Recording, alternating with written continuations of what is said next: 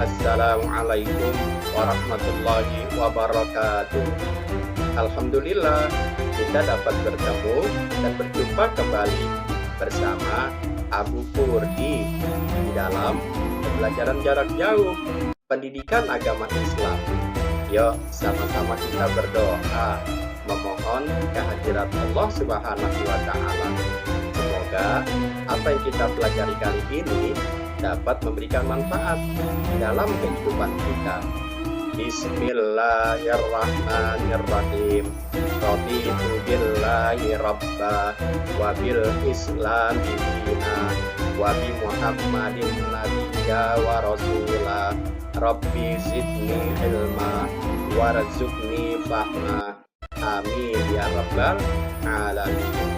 Nah, anak-anakku yang soleh dan yang soleha, berkat doa yang kita panjatkan bersama, semoga Allah beri kita kemudahan di dalam belajar pendidikan agama Islam dan budi pekerti kelas 2. Nah, materi pembelajaran kita kali ini adalah pembelajaran ke-8, kisah Nabi Lut alaihissalam. Semoga dengan kita memahami dan meyakini kisah Nabi Lut alaihissalam, insya Allah kita akan menjadi orang yang pemberani, tegas, dan disiplin. Nah, harus kita paham pula tujuan pembelajaran kali ini. Nah, anak-anakku yang soleh dan yang soleha, tujuan pembelajaran kita kali ini adalah sebagai berikut. Yang pertama, agar peserta didik mampu meyakini kebenaran kisah Nabi Lut alaihissalam, menunjukkan perilaku kerja keras dengan benar. Yang kedua, agar peserta didik mampu menyebutkan sikap terpuji dan berani dari kisah keteladanan Nabi Lut alaihissalam dengan tepat. Dan yang ketiga, melalui latihan berkomunikasi, peserta didik mampu menceritakan sikap terpuji dari kisah keteladanan Nabi Lut alaihissalam dengan tepat. Nah, itu adalah tujuan pembelajaran kita kali ini. Tentunya harus kita paham tentang kisah Nabi Lut ini. Nah, anak-anakku yang soleh dan yang soleha, Nabi Lut alaihissalam adalah putra saudara laki-laki Nabi Ibrahim alaihissalam. Beliau pindah bersama Nabi Ibrahim dari negeri Babil ke negeri Syam, yaitu Kan'an atau Palestina sekarang. Tidak lama kemudian, desakan penghidupan memaksa kedua nabi ini berpisah. Nabi Lut alaihissalam menetap di sebuah dusun yang bernama Sadum. Itu adalah wilayah Palestina. Nah, anak-anakku yang soleh dan yang soleha, kisah selanjutnya adalah Nabi Lut alaihissalam diutus Allah Subhanahu wa Ta'ala ke negeri Sadum yang penduduknya sangat durhaka kepada Allah Subhanahu wa Ta'ala.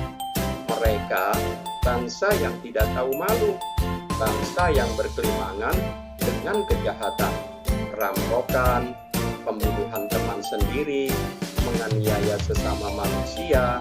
Itu adalah akhlak buruk daripada kaum Nabi Lut alaihissalam di negeri Sadum. Nah, jika mereka diberi nasihat dan diperingatkan akan siksaan Allah, mereka menjawab, malah mengejek Nabi Lut alaihissalam. Datangkanlah siksaan Allah itu, hai Lut, jika sekiranya engkau orang yang benar. Itu adalah perkataan ejekan dari kaumnya Nabi Lut alaihissalam. Nah, anak-anakku yang soleh dan yang soleha, setelah mendengar ejekan dari mereka, Nabi Lut alaihissalam berdoa kepada Allah Subhanahu wa Ta'ala sebagaimana tersebut di dalam Al-Quran. Bismillahirrahmanirrahim.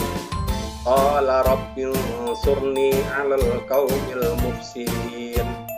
Artinya, Nabi Lut alaihissalam berdoa, ya Allah, tolonglah aku dengan menimpahkan azab atas kaum yang berbuat kerusakan itu.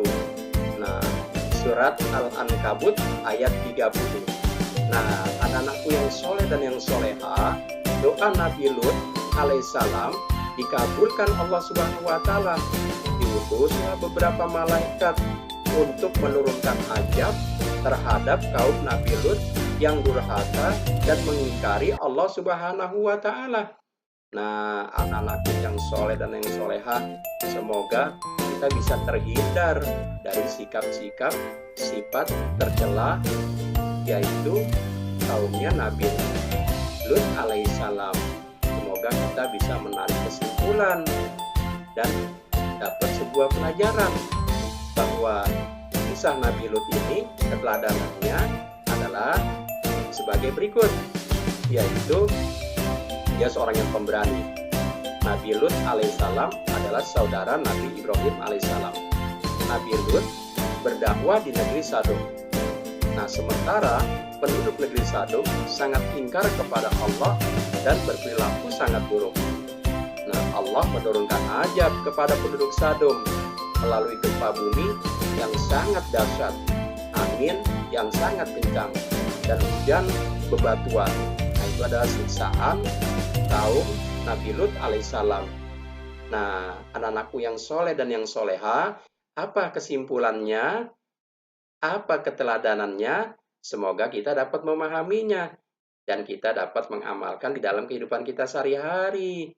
Nah, anak-anak yang soleh dan yang soleha, mari kita tutup pembelajaran kita dengan membaca doa bersama. Sama-sama kita membaca kalimat hamdalah.